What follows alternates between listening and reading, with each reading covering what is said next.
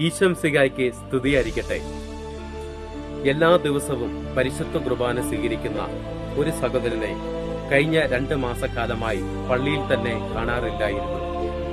ഒരു പ്രത്യേക സാഹചര്യത്തിൽ അദ്ദേഹം നല്ല ശമ്പളം കിട്ടുന്ന ഒരു ജോലി ചെയ്തുകൊണ്ടിരിക്കുന്നതായി കണ്ടപ്പോൾ ഞാൻ അദ്ദേഹത്തിനോട് ചോദിച്ചു, ഇപ്പോൾ കുർബാനയ്ക്കൊന്നും വരുന്നില്ലല്ലോ, എന്തു പറ്റി എന്ന് ചോദിച്ചപ്പോൾ ജോലി തിരക്കായതുകൊണ്ട് കുർബാനയ്ക്ക് വരുവാൻ സാധിക്കുന്നില്ല എന്ന് പറഞ്ഞു. സ്നേഹമുള്ളവരെ, നമ്മൾ ഒന്നുമില്ലാത്ത അവസ്ഥയിലായിരിക്കുമ്പോൾ ദൈവമേ നീ മാത്രം എനിക്ക് മതി എന്ന് നമ്മൾ പ്രാർത്ഥിക്കും. ജോലിയും സമ്പത്തുമൊക്കെ ആയിക്കഴിയുമ്പോൾ പിന്നെ കുർബാനയോ പ്രാർത്ഥനയോ ഒന്നുമില്ല എന്നുള്ള അവസ്ഥയിലേക്ക് നമ്മൾ പോകും. സ്നേഹമുള്ളവരെ, ഇത് ദൈവത്തോട് നാം കാണിക്കുന്ന അനീതിയല്ലേ?